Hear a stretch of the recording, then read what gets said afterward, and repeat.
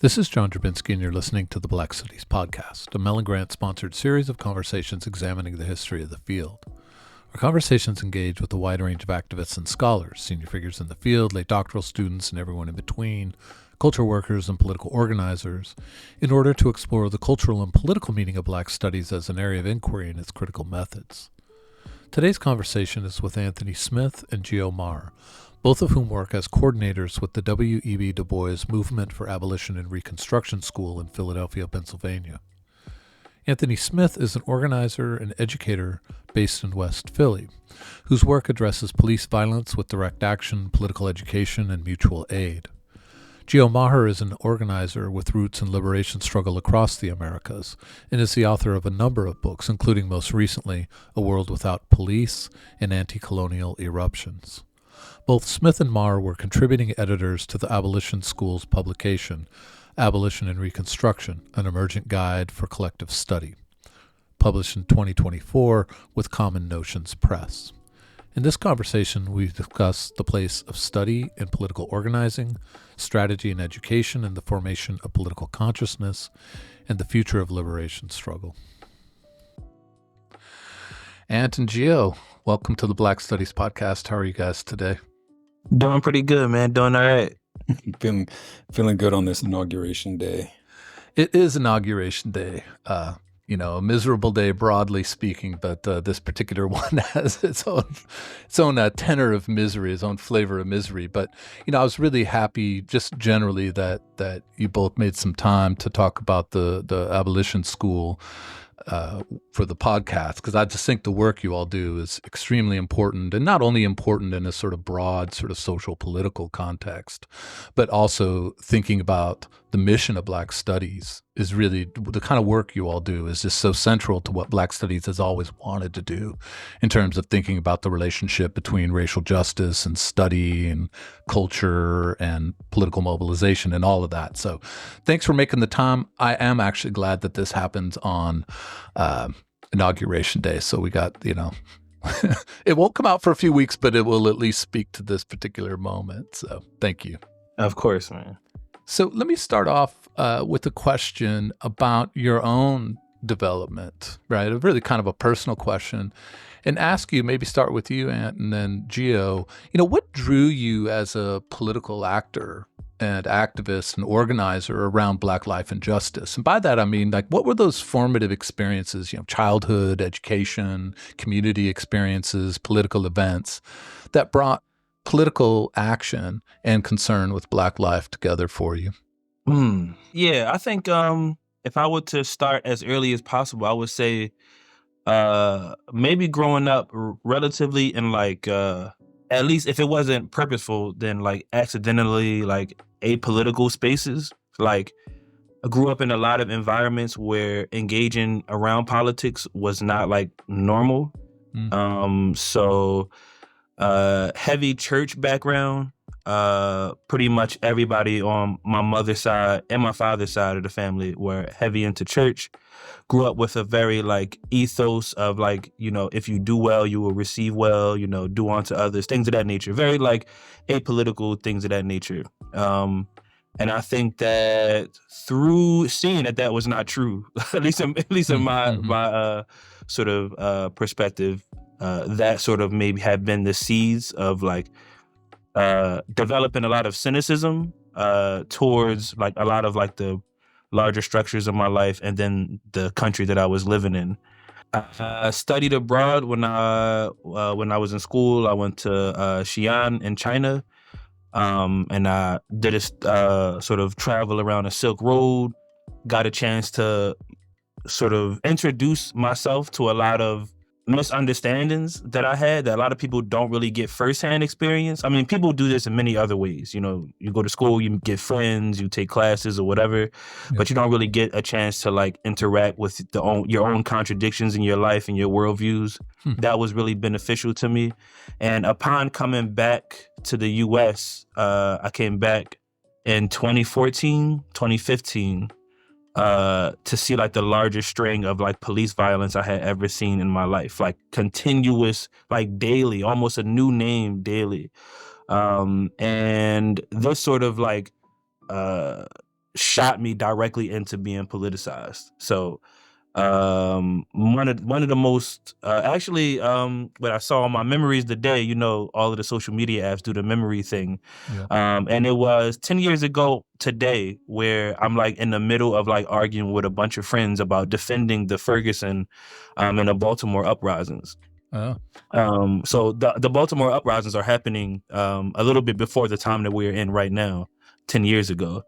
And then a lot of backlash is occurring. And it put me in a position to, I was politicized in a very particular way, because this is pretty much the start of what the rest of my political work will end up being. Mm-hmm. But I'm in a space to be asking people, why is everyone so concerned about the reaction to violence and neglect, and systemic abuse?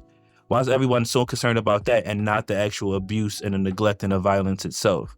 Yeah. And that is essentially still my framework. And that has developed greatly over the year, but that was essentially it. So yeah, growing up in a very, like, it's all about your character. So all about, how you treat people and things of that nature. And then constantly seeing that is not true. And then seeing people, when it is time to actually react in a way that makes sense for the way that people are treating you or institutions that are treating you, you then say, oh, you don't do it like that. You shouldn't sound like that. You shouldn't move like that. And I think that probably, if anything else, the uprisings had probably the most significant value for my political development. Yeah, I would say. That's super interesting. And actually, like, I grew up obviously in an incredibly different way in a lot of senses, but there's things in that arc that I think I can really identify with. I grew up in the country in Maine. The town that I grew up in, it has a notable absence of Black people entirely. There were two Black friends growing up, and they had been adopted by missionaries. Like, this is how white the town that I grew up in was. And similar, and I think it resonates with me, the kind of relatively apolitical piece that Ant was talking about, because I'm not like a red diaper baby. My parents were sort of hippies, but not radical in a sense. But they did teach me to kind of like hate oppression, right? They just didn't have solutions for it, right? They didn't have a good grasp on how to respond to it, right? And my own experience was definitely much more one of economic oppression and poverty and trying to figure out why our lives were so shitty, and looking for answers to that. But also, as Anne also mentioned, studying abroad. I studied abroad in Spain, and it was there that I got in touch with a lot of sort of like organizing around Latin American revolutionary movements. The Palestinian struggle was one that I was introduced to while living abroad, and getting out of that frame of sort of the U.S. sort of core of the U.S. empire, I think is really important in terms of having that almost that parallax where you step into a different position and look at things a little differently. And of course, for me, the other important step though was this confusion that I always had over why your own relationship to structures of oppression was what determined how you responded. I'll put it that way, right? And it makes a lot of sense for me, but it does raise questions about how we confront those structures today, right? And by that I mean, roughly, it never occurred to me that if, simply because I am not impacted by white supremacist power in the same way, or I'm not oppressed by it, or I'm not subject to racial oppression, that I shouldn't somehow care about those things, right? That seems to me like a fundamental element of what any ethics requires. Yeah. And overcoming that, I think, was crucial for me, because part of what I wanted to understand was reality. And this is something we'll come back to, right? Which is to say, how does this country operate? How does global structure of white supremacist capitalism operate, right?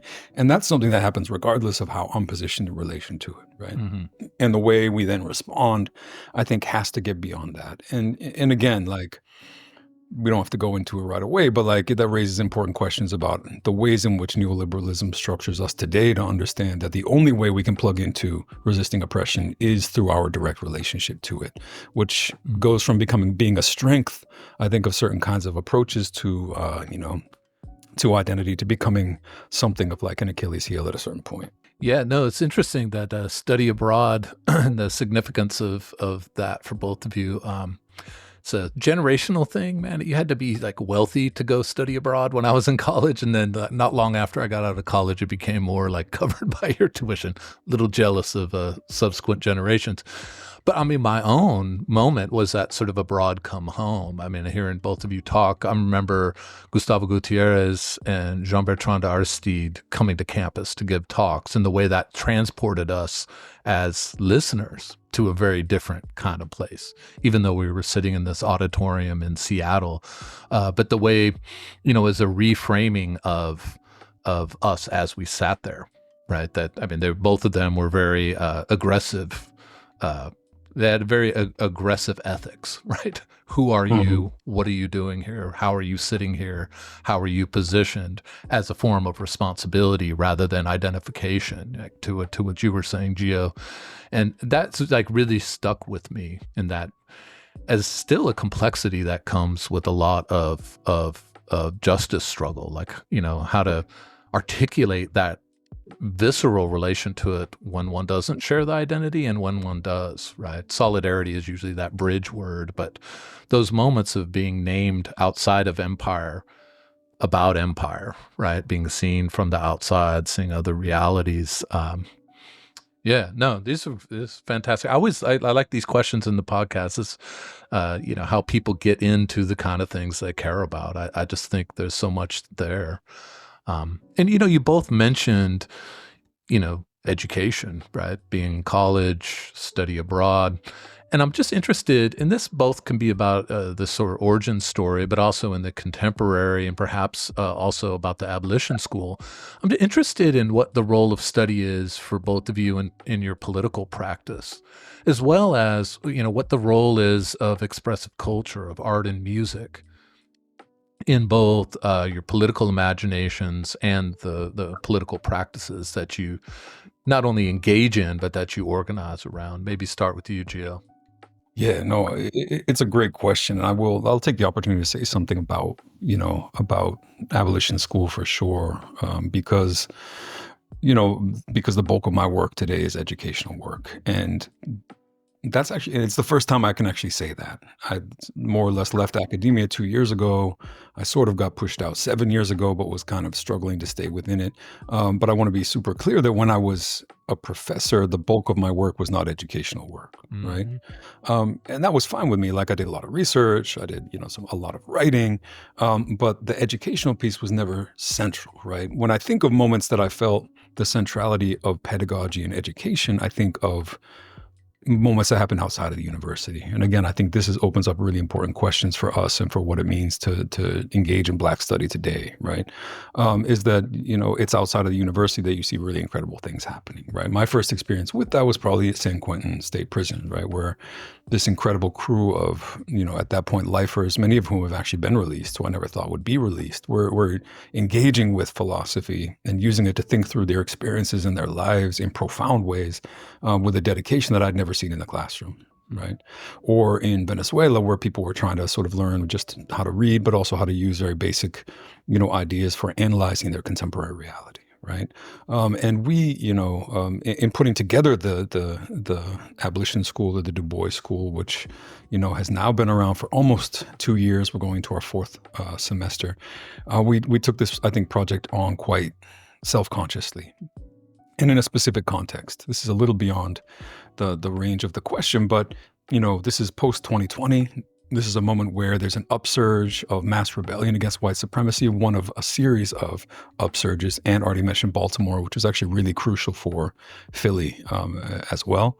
And it's in the aftermath of Minnesota and Minneapolis that there's all of this sort of energy around questions of abolition, but also a sort of, on the one hand, a counterinsurgent pushback against that was very dramatic, particularly in the city. It took explicit forms, which affected some of us and included. It took implicit forms, which involved the sort of arguments around abolitionists being responsible for an increase in sort of murder across the city, and all these arguments about the real causes under COVID of the increase in violence.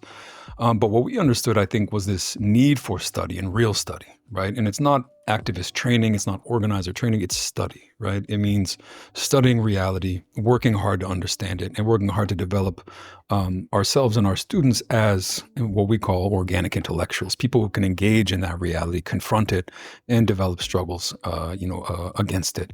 And for me, at least, part of what that means is that you have this series of upsurges in struggle, right? And specifically for me, it's always been centrally questions around, police brutality and police violence. That's very central, to how American history moves and develops over the past century in particular.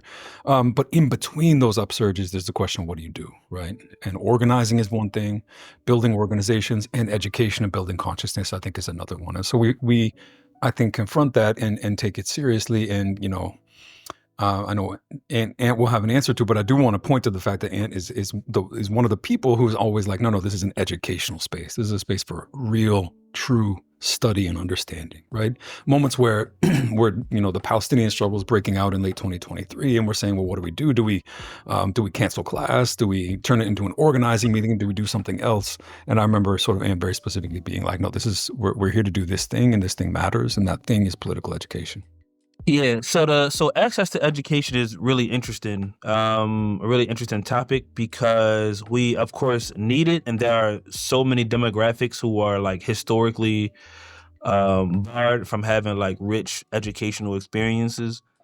And I will say that for me, educational spaces create the opportunity to engage with people outside of yourself. Maybe one of the most rewarding functions of educational spaces is that we are congregating into a space for a common cause, but we are all coming from different walks of life to engage with whatever the subject matter is. And yeah, not to conflate just being in school with like legitimate education practice. Gio spoke about this a little bit already, but about like educational spaces happening particularly outside of the university. I'll say 100% that I didn't go to school for poli sci or anything like that. I went to school for art. I went to when I went to Xi'an, I was studying Chinese history and calligraphy.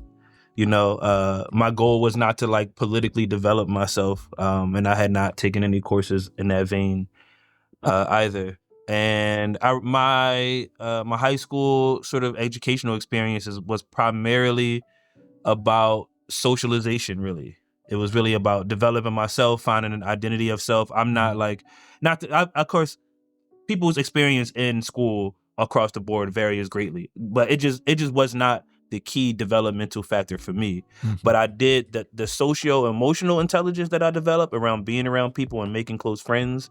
The best thing I got from college was the fact that like 3 of my closest friends are, still with me today, Yeah. And through those connections, when I was arrested in 2020, 3 of my closest friends were on my, my defense committee. They don't have law backgrounds or anything of that nature, but it is purely out of respect for what I did and love for me that development occurred. And I think that Abolition School right now is in a position to create those moments of cross-cultural, intergenerational organizing spaces, particularly around political matters.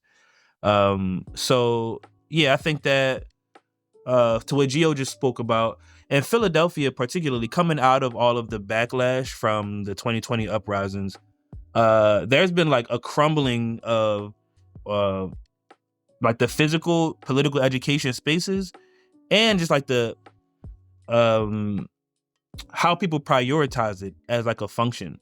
Yeah. I remember people kept taking Fred Hampton's quote about the difference between like theory and practice out of context, when like nobody read more and was committed to practice and theory than Fred Hampton, but people were like completely Xing that part out and were like, we need to do free breakfast programs. We need to do like these law centers, and nobody wanted to ground themselves in the education that allowed Fred Hampton to be so surgical with the work that he did and be clear about where he wanted to go. And I truly believe that is a necessary space for people to bloom. So yeah, there's also not a lot of other spaces where people can go into and address their like you said not too long ago, that studying abroad is not like a very common experience. If you go into neighborhoods that are historically disenfranchised, the amount of people who have studied abroad that were not related to the military, are very little. And just because you get to travel also does not necessarily mean you are getting away from like your imperial mindset. People just leave the U.S. and apply their framework that they have in the U.S. to other people across the world. Yeah. But a genuine ability to engage with people that are different than you is extremely important. And in a time period where everything is extremely polarizing, political spaces are completely polarized, and like nobody wants to engage with non-politicized people, or at least give them genuine time. We need real political education spaces and opportunity to do that. And people who are like hyper fixated on organizing anything really, and have like no thought about like, what about the people who are not here? What about the people that can't be here? Like essentially greatly limit their ability to be successful.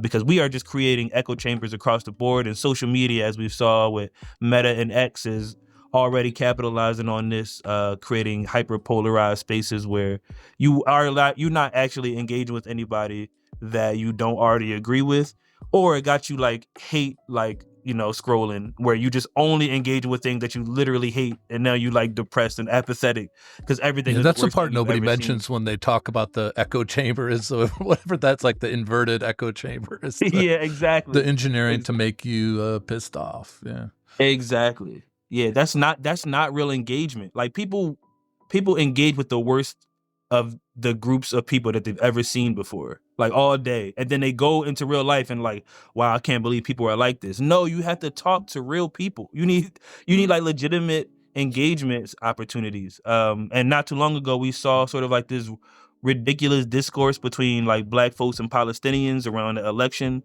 and I'm like, y'all need to talk to real, please, everybody go and like just engage in an intentional space that is around building understanding and knowledge, and engage with each other, people that are different than you. But this is not the medium that is going to do it. And this just continuously proves why political education is paramount right now.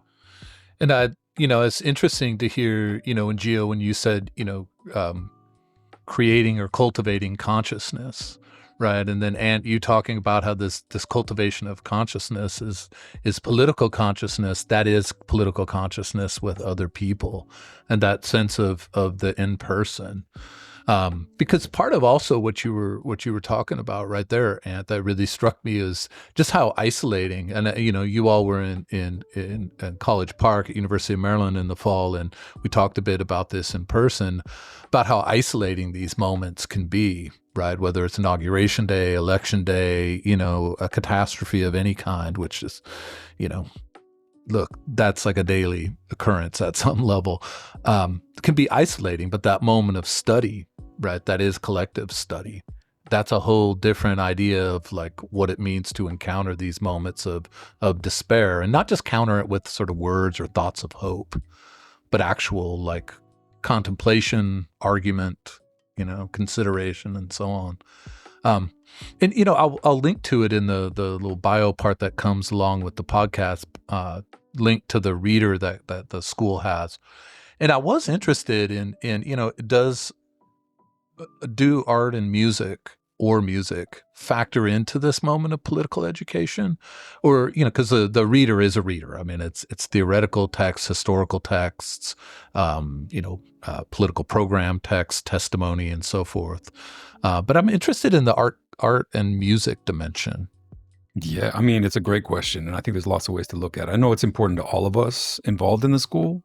I always say that, Let's Get Free, the album by Dead Prez, was more important to me than any individual book I've ever read, right? And that's because it was, again, for me in particular, as someone who was growing up, in the country, like it was a window into understanding the structural functioning of the system, an incredibly sharp window, an incredibly acute and conscious and, systemic understanding.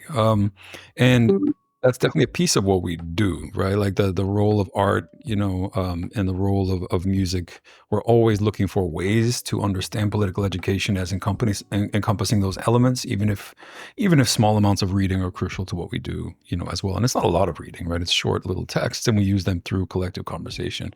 But it's also worth understanding, like it's complicated, right? Like when you're talking about isolation, which is also like a piece of this sort of individuation that's happening, part of what's so frustrating about artistic and creative production is just how detached and mobile it can be. In other words, the ways it can be put to very different uses, the role of the individual, whether it's like someone like Kanye West, can come to kind of crystallize a certain mobility that sort of right-wing nativism is trying to capitalize on, right? Like, and that's a very interesting element of how art, like and what I love about art and what I love about poetry, for example, as well, is how destabilizing it can be for people in an instant, right? Yeah. Oh, the things that I thought were true are not true, and like this shakes it and allows me to see differently and think differently, but that destabilization doesn't kind of restabilize automatically into a different way of looking at the world. Yeah, coming from a position where I thought that I would possibly graduate college and maybe like teach art. Mhm. And sort of my entry into, because I taught social studies for almost 8 years. And my entry into education was the idea that I would teach art, and then realizing that arts all across the board were heavily defunded in Philadelphia. I mean, education in Philadelphia as a whole is gravely like like can be pathetic in many ways. It is not like prioritized both like politically or like by the budget, really. Is very easy to see that.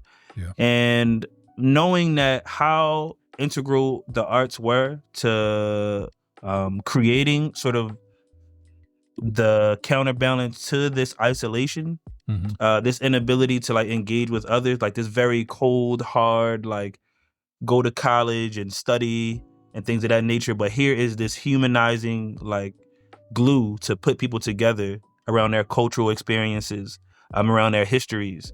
Um, the amount of elders, who tell us that like, yeah, when we grew up, we were in plays. Everybody I know can like play an instrument.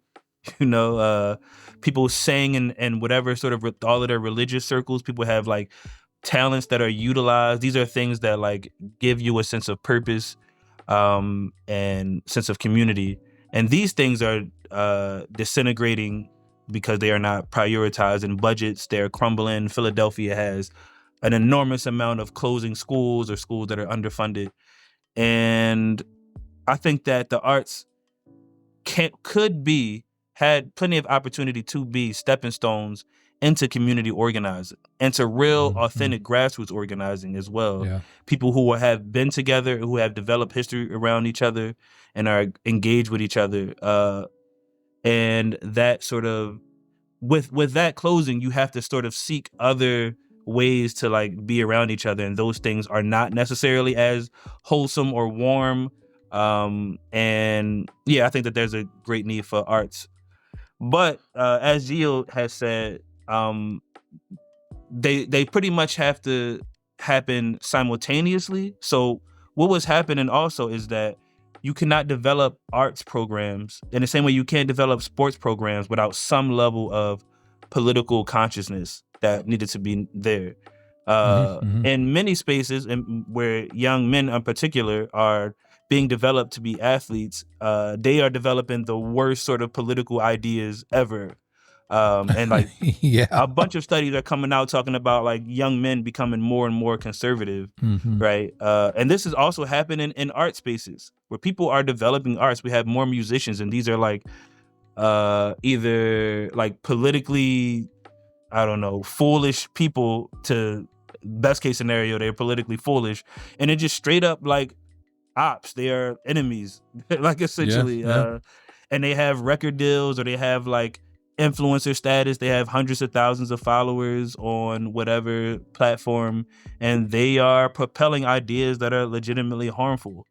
So people talk about the arts and talk about them like, oh, we need them, and because we don't have them, we are suffering these consequences, when these things all sort of have to find a way to coalesce at some point, because these sort of apolitical, hey, we're not here for all of that stuff, we're just here to make music, or you're just here to draw and paint, these people are being absorbed, and nobody's exempt from absorbing the individualistic nature of being American. It thrives on that. It wants you to do that, and you can get very rich and powerful buying into that.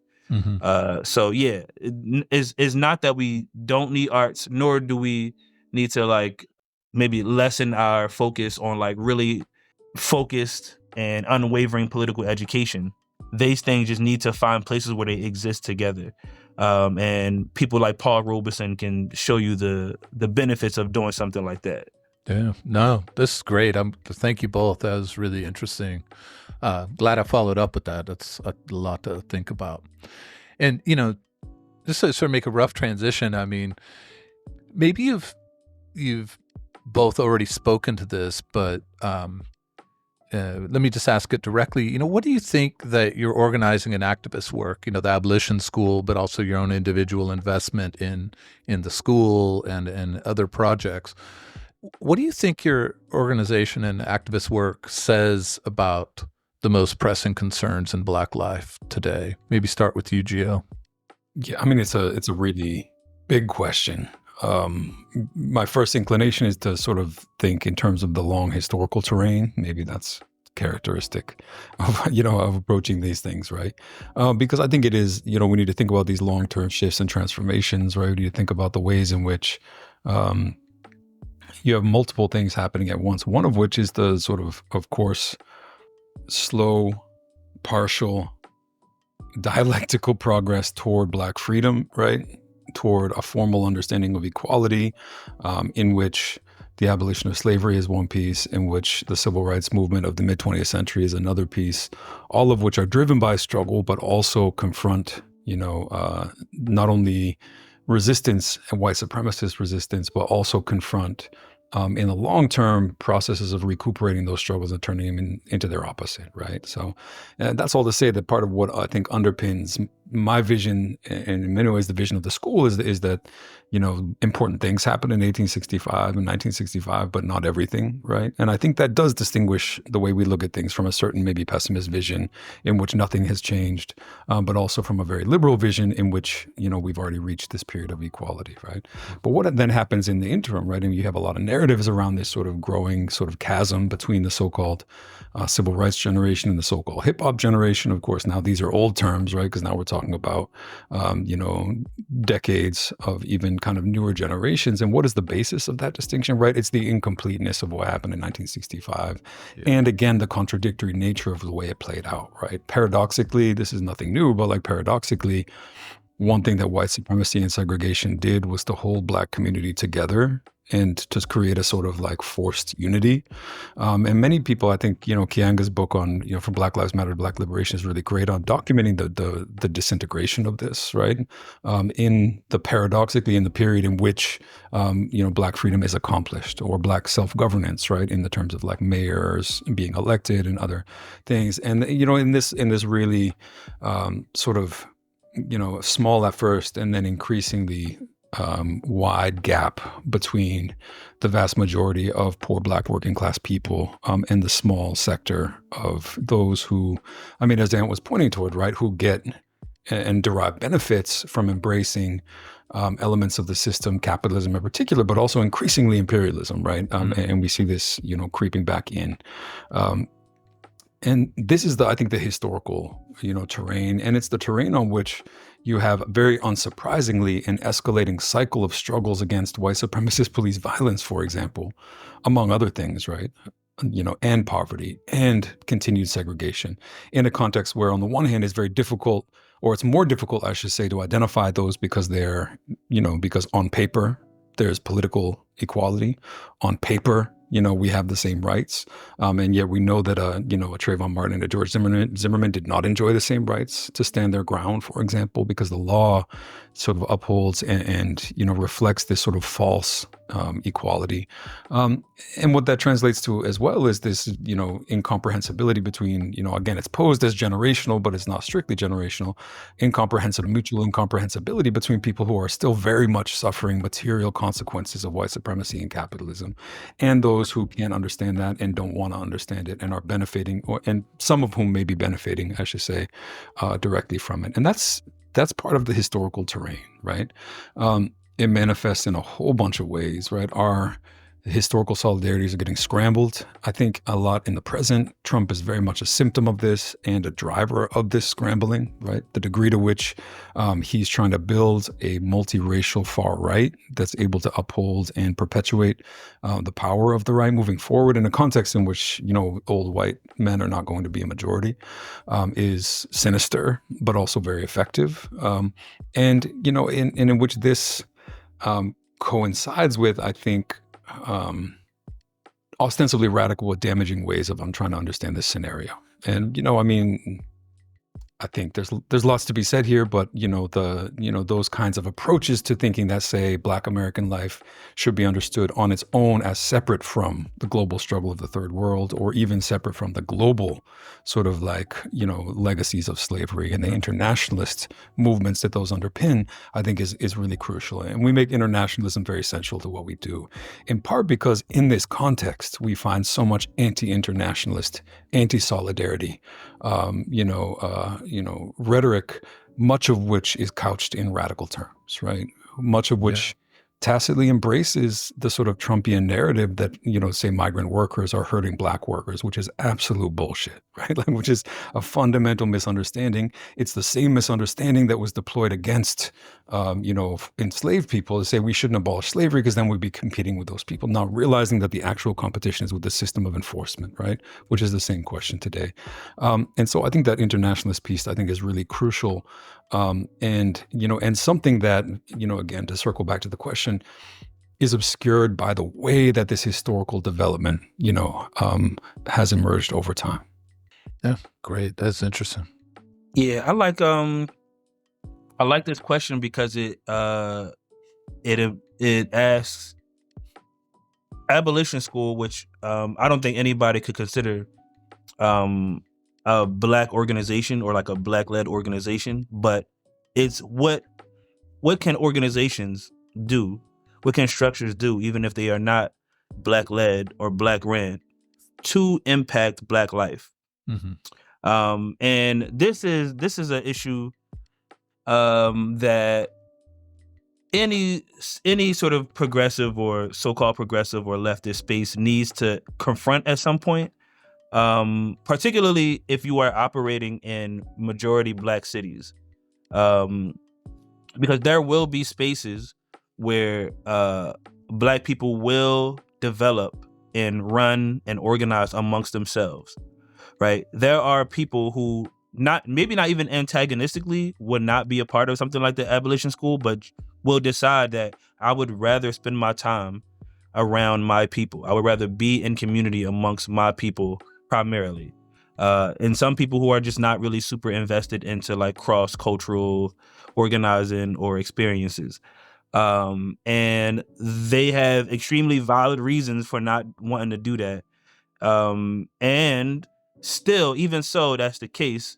If you are not in a primarily Black organization or an organization that has primarily Black leadership, you still have a responsibility to develop politics, procedures, and movement that rises up, that enhances the ability for Black life to flourish, and for them to develop political autonomy.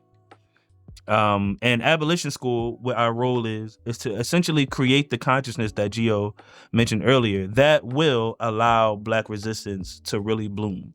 Mm-hmm. So, one, I think that if people are trying to engage with Black community members, then there's plenty of Black infrastructure to invest in, to engage with, for people to interact with, and people should seek to engage with those. There are plenty of ways to do that and enhance those. And for people who are not a part of those, what if you cannot identify, do I have a role in Black liberation? Like, am I creating a circumstance or landscape that will allow the Black organizations that do want to do Black liberation work to do that more easily, more fluidly? Then I think that there lies a contradiction in like your organizing work. Now, there's a difference between saying, hey, you have your thing and I have my thing, and we're all just doing separate things, versus like, you are organizing in a different capacity than I am, but we are mutually benefiting. Because the reality is, any organizing that is across the board attempting to enhance the status of Black people, and by status I don't mean in a capitalist way, but their ability to thrive in the world. If you are doing that, then you are inadvertently increasing everybody's ability to thrive in the world. That is just essentially how it has happened. And as Gio spoke about, particularly in Black Reconstruction, the most obvious example of that are the poor white people who benefited from education infrastructure, healthcare infrastructure, and the ability to have rights even when they did not own land. And yeah, you did not have to consider yourself part of a Black liberation organization. You just had to be a person that said, I think that education is important for everybody to have, So what abolition school's role is to create that atmosphere.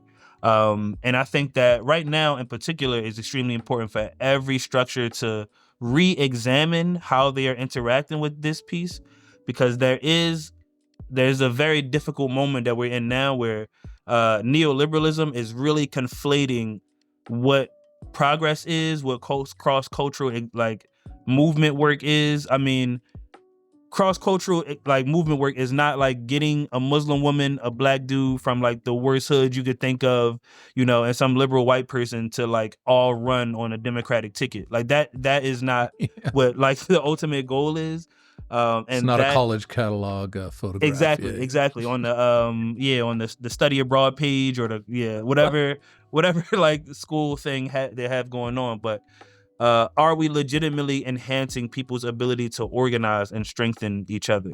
So yeah, I think that many times people are looking at what are people in a Black liberation struggle doing to enhance their own conditions, when the contradictions and like the infighting is constantly putting Black organizers in a position to have to be reactionary, because you have to continuously react to the aggressive conditions that you are undergoing. When really it should be like the inverse of that. Like, your organizing is making it easier for people doing Black liberation work to organize and to resist in a way that we can worry about ourselves and we have capacity to worry about others. And yeah, I think that the Ferguson uprisings and following the Ferguson uprisings, the moment that many people talk about, but the exchange between Palestinians and Black people in the U.S. was a very key moment that should have held. The issue is these are moments, these are not organizing practices, these are not infrastructure, but those should have been the backbone of what organizing should really, really feel like. You have a struggle, physically much far away from us, right? But I can see that our liberations are tied to each other. So we're going to create conditions where our interactions are mutually beneficial and they are not stepping on each other or feel like they're contradictory to each other, or whatever this last election had, the neoliberal atmosphere had going on. I think that's it. Yeah, no, that's phenomenal. It's like a lot to think about and talk about in that. Thank you, both of you. Thank you, Ant. And let me maybe follow up with another question. I think you've spoken to it, Ant, and then Gio, hear what you have to say about this. I'm interested in then sort of reflecting in that, what about the present demands and as you said, contradictions and sort of impasses around Black liberation struggle, around activist work and racial justice.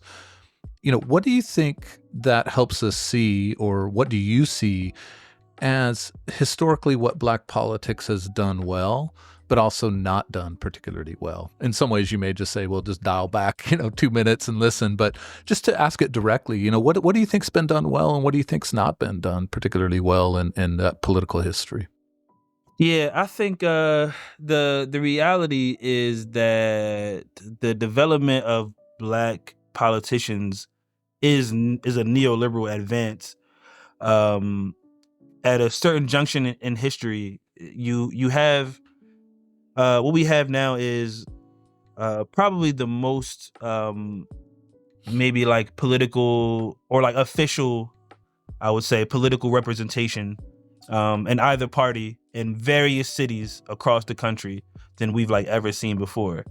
And in 2024, when that was the case, of course, the Black mayor sort of ruling the East Coast. In that same circumstance, you had the highest amount of reported police violence, in the last 20, 30 years. So the things and you have you have a drug crisis in Philadelphia. Some studies that just came out saying that elder Black men were particularly negatively affected by the fentanyl crisis. Black men are dying in masses. So that this drug crisis, this housing crisis, these are the conditions of Black Americans. And you have flourishing Black leadership. So there comes a point where, and this is not necessarily a Black political like specificity, it is just the nature of neoliberalism eating identity. So what capitalism decided under neoliberalism, that it is willing to make the adjustments it needs to sustain itself. And capitalism cannot sustain itself by completely barring everyone from entering it, right? You had to let some people in, and those people that it let in allowed for it to fester a little bit more insidiously. So the failure now of Black politicians is just really the same as it's always been. It was just white politicians before. But Black politicians are essentially just doing the things that the ruling class has typically did. And the real failure is like developing class consciousness and like moving with your interests at heart, moving with your community interests at heart. And what we see now is that because Black upward mobility is almost synonymous with like the American dream, because those two things are now parallel, in order to sort of chase the increase of Black life, the increase of the state of Black life anyway, you are also chasing the American dream. When at some point these things used to be contradictory, right? Obviously Frederick Douglass is, what is the fourth, to a slave? These things are oppositional. It does not make, this is a contradiction to even think about me in this context. It does not make sense. But when we got to the point in American politics where oppressed people, Black people in particular, began to see their upward mobility tied to one, purely in the economic standing, and then their sort of weirdly patriotical, like the people are patriotic and also have like these understandings about like, oh, the police and the system isn't fair, and instead of identifying what those contradictions are, you just say, well, that's just like one little weird part, but the rest of the US is cool, when it is those weird parts that makes the US sort of inflict this violence upon you. So yeah, I don't think that it is a Black politician issue necessarily. I think it is a class consciousness issue that is reverberating all through the U.S. And Black people who have historically been barred from that are buying in. And I read some studies. I posted this maybe a couple months ago, but there are some studies that link sort of after 9/11. Where Black people became more empathetic to pro-war sentiments because we began to see our safety as intrinsically linked with the safety of the U.S. Like prior to that moment, people were like, yeah, I mean, I'm sure there are Vietnamese people or Puerto Ricans or whatever, I'm sure there are people that are not directly on this land that want to kill the U.S., but they're not talking about me. When people want to assassinate Reagan, people are not like, oh my God, somebody tried to assassinate Reagan. That's an attack on my no, like that was not like a thing, a popular line of thinking. Mm-hmm. And then the U.S. successfully convinced oppressed people that its safety was intrinsically linked to the safety of their black, what Kwame Ture calls, our locally colonized peoples. And people started to see like, my safety is the U.S.'s safety. So any attack on the U.S. is an attack on me, and I am defending. All of these sort of weird things that don't really make sense started to occur because that's how people began to see themselves. So people eliminated their class consciousness, and I think that the U.S. is really successful actually in waging this campaign against what it calls division. Actually, don't divide yourself in these ways, but it does want you to divide yourself, but just not in the ways that work for it. So it is amazing yeah, how the police can't, but the nation can de-escalate very effectively and efficiently. Exactly. I mean, that sense of de-escalation, as you were talking about it, I mean, there's a dialectical moment, right? It removes contradiction, right? It's the power of assimilation and accommodation and so forth. But also just the de-escalation of justice demands. I mean, that's why activist is like the word, and that is active, right? It's agitation. Yeah. Gio? Yeah, no, I think this is all super rich, and it has me thinking like in I don't want to say abstract terms because I don't think it's abstract, but in broad terms about the fact that like the struggle for liberation is a struggle to make power real in the world, right? To make collective community power real in the world. And yet when that power becomes real, in other words, when it becomes real through some kind of institution or materialization of that power, that materialization is a threat to the source of that power always, right? What does that mean roughly? It means if you're actually doing something in the world, you have there's the possibility that you're doing it wrong, or doing it in a way that will reproduce oppression and structures of oppression and inequality. And I say that all just to say that that's, it seems like a very obvious point, but it's a crucial baseline because every day we confront the question of how do we deal with the imperfection of not only movements in the present, but in the past, right? Like, again, the fact that as Du Bois understands the abolition of slavery, you had the tearing down of an institution and then a move, as he puts it, back towards slavery very quickly. And yet the fact that he didn't write 800 pages to say, you know what, nothing happened, we shouldn't be talking about this moment at all, right? Because he's talking about a moment of supreme power, possibility, betrayal, that nevertheless transforms the terrain on which we operate. And very similarly, like you can think about the way this plays out, in the civil rights struggle, right? The fact that, and we often note this in organizing, that the demands that we would want to embrace maybe have a lot more to do with the vision of like Malcolm X, but it's the interplay, right? We're here on, on MLK Day, and it's the interplay between the sort of radical flank and the mainstream flank of the civil rights movement that leads to transformations of institutional structure, including legislation, right? And that's a permanent process. If you study revolutionary history, if you study the way that transformation happens, it's never good enough. And yet it's always by fighting for and making these more absolute demands and understanding that those won't maybe emerge in exactly that way that we make, some kind of progress. It's a very maybe frustrating way to think about the world because what we're trying to build is of course very, very different from that. And it's in that sort of like broader understanding, I think, that then we can think about, well, what are the real and direct challenges, right? For me, and some of these have already come up, right? One is that, and Anne has pointed to these as well, right? Is that liberation has to be collective and not individual, right? That's a fundamental piece, right? Yeah. Again, Du Bois points out and emphasizes what he calls the American assumption, right? It's a very American thing, right? The idea that, if you're poor, you could be rich, right? The idea that, this bootstraps theory that anyone really through work, can become a successful capitalist. It's incredibly damaging. As Du Bois notes back, in the time that he's writing, it's incredibly damaging to the Black movement, right? In and around abolition, it's incredibly damaging in the 60s and 70s. It's hugely damaging today, right? In the sort of politics of representation that we confront. Hand in hand with that question of collective versus individual, though, is also, I think, and the two can't exist without each other, right? The idea of that any liberation can't be formal and must be substantive, right? Meaning liberation on paper is not going to work, right? Liberation in the name, in the laws may be essential, but isn't synonymous with liberation.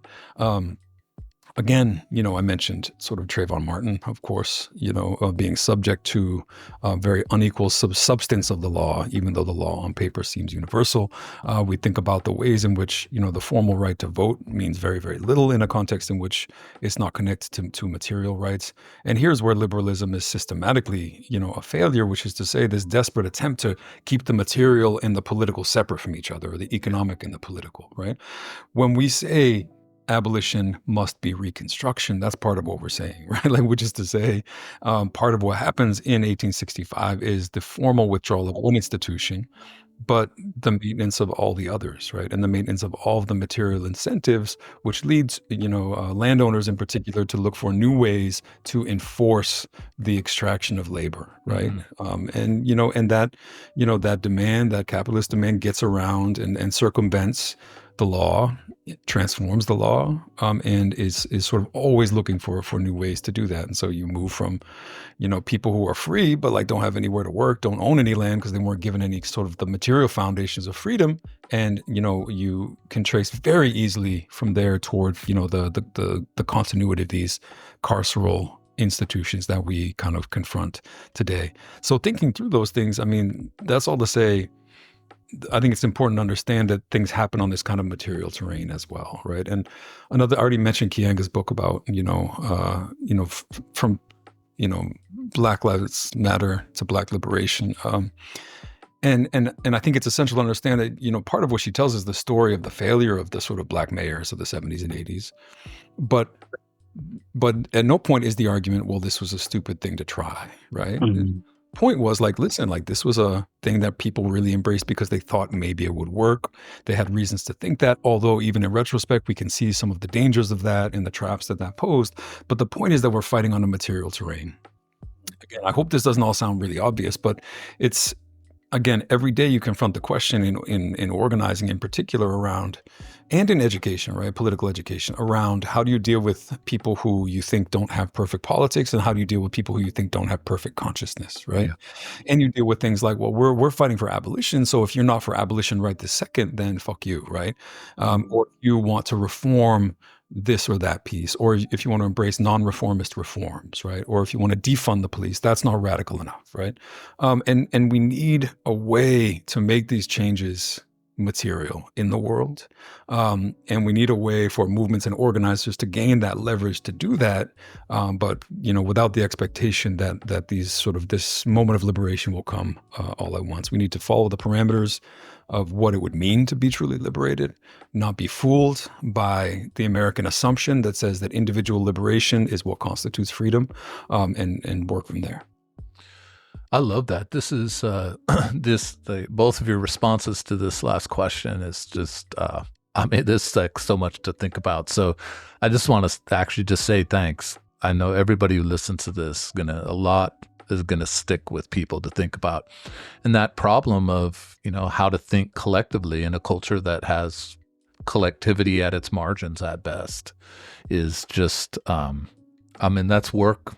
That's work that has to be done in small places and big places. So, those are fantastic, thoughts. So I appreciate that. And I want to conclude, just ask you both one last question. It's just very simple.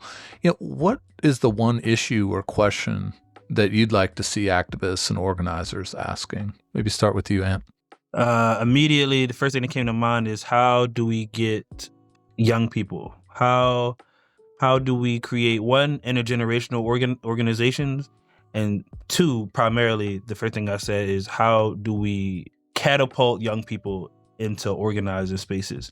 But first and foremost, I do want to acknowledge, because even though that is a need, at least in my experience, when I first started to do it is considered activism. I have never seen people get like politicized so young before in mass. I mean, here and there maybe, but like the amount of like 13 and 14-year-olds, who are like pro-Palestine and call themselves abolitionists and things of that nature is like really beautiful. So there are some really excellent developments in this way. But what I've seen, various organizations, and this is sort of a callback into earlier conversations about that, about being siloed, both politically and socially. But a lot of people who are organizing do so within what essentially becomes like a glorified like friend group for the most part. Sure. At the very least, it's like my demographic. I'm like looking for my demographic for whatever. And I mean, across racial lines, you will see sometimes you go into an organizing space and the youngest person there is like 40, and I mean this for long, and I don't mean this as sort of what is occurring with new developing organizations or things that current organizations have to work through. I mean like long-standing organizations that have been around for 20, 30 years have this issue. And that history and that work is going to be eradicated if we don't find a way to engage with young people and essentially pass them the keys is what's going to happen. I feel it's like awkward often for me to be talk about this because I'll be in a space and people will be like, oh, you're young yourself. And I used to be the youngest person in the room, and it still wasn't okay. Like when I was 25 and I'm like the youngest person in the room, I'm like, I am young. Like if you're like 50, I'm young as hell. Like I get it, but like we are heavily overlooking a large base of people, and the main thing is not necessarily because of their age. It's because they have a lived experience that you don't have. You are unwilling to tap into. There's an energy and ideas and lived experiences that nobody is accustomed to because you are not organizing around them.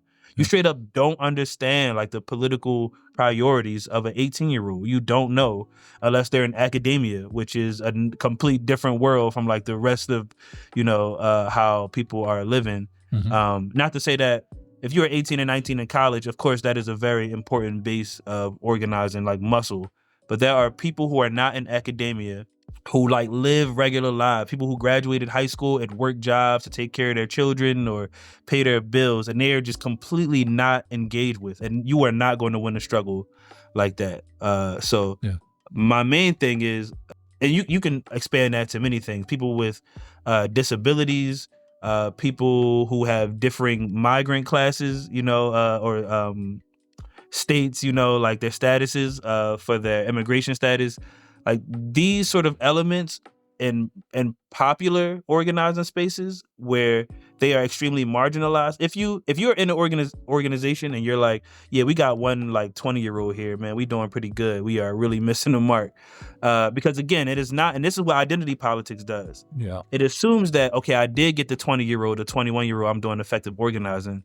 So again, the push is to engage with them not because they are young, but because they have lived experiences that they need to place inside these organization structures. And that's the main thing I need people to really engage with. And that's the reason why I went into youth development, really. I love that. Yeah, Gio.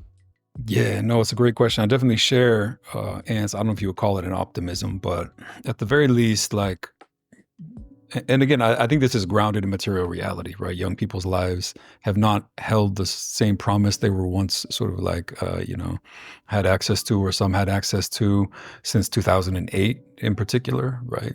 When we consider job possibilities, debt, the persistence of police violence. I mean, I've been present at like, getting old. So I've been present at a couple dozen riots, rebellions, revolts, whatever you want to call them.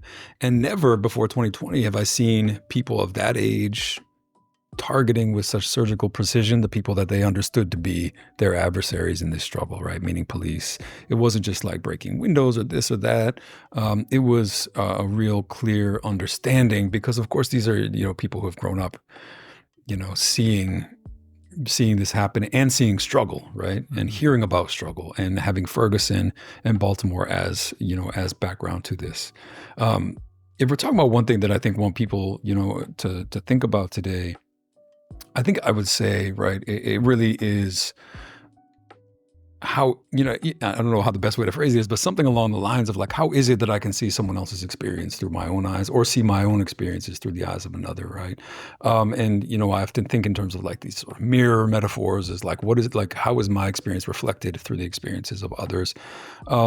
And, this is probably pretty obviously, the way that we understand sort of internationalism and the way we try to put it in practice at the Du Bois School, right? Which is to say, we're pushing back on various anti-solidarity sentiments, some of them right-wing, some of them left-wing, which say our struggles are different from each other and opposed to each other, and your liberation comes at my expense, or the attention that you're drawing to your cause comes at the expense of attention of my cause, right?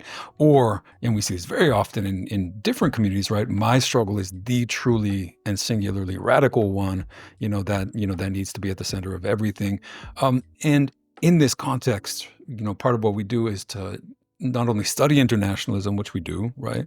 Study international struggles. Look at, for example, in our curriculum, the way that the Black Panther Party 10-point program maps almost word for word onto the Zapatista Declaration of War of 1994, right? The things people are demanding are so close to being, the same.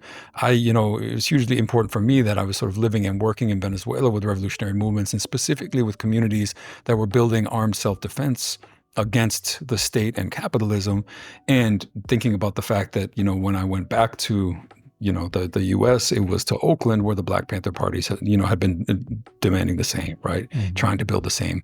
And so it's really about bringing people together in the room, allowing them to study internationalism, but also to build that internationalism in practice by working directly with people, debriefing with people, mapping out, we often say, like in our week 2 curriculum, we say, what are we up against, right? What are the structures that you confront every day?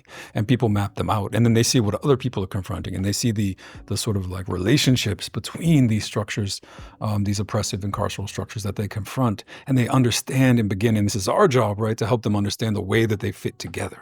Right. All of that, is to do exactly what I think Ann is talking about, right? Which is to build out a broader vision, right? To understand that, like, our movements can't be limited to a small number of people who are, have the right political line, but they have to be able to speak in this sort of outward and expansive way to people that maybe don't fully understand where things are at, right? That need to develop that consciousness. And like we often like to say, right, capitalism doesn't want us to study at all, and it definitely doesn't want us to study together, right? And it's that studying together that allows us to bring our experiences, right? Which we're told under neoliberalism are the only thing that matters, right? Bring our experiences to the table and put them into broader conversation with other people's experiences and relation to sort of broader structures. So seeing that expansiveness, encouraging people to think outside of and through the eyes of others, of course, seems like a very basic, ethical element, but it's actually really the foundation, I think, of expanding struggles, the way that we've already seen them expanding over the past few decades, and the way that we hope that they will continue to expand in the future. This is a fantastic place to wrap up. So thank you, both of you. I mean, just thinking about whether it's generational or international or racial or in terms of sexuality, class, like what does it mean to move across perspectives in the interest of justice it's the most difficult work in some ways, but what could be more important than that? I don't know how else to put it. Exactly. And you all there's so much to think about in this. I had, high hopes for this conversation. This has far exceeded what I was hoping for. So thank you both for your time. I really appreciate it, but really for the thoughtfulness and the really deeply ethical and political imperatives that you've brought to this conversation. So thank you for that. Thank you so much for having us on. I really appreciate it. Yeah, man. Good to see you. Good to see you too. All right. Have a great rest of your day. All right. You do the same.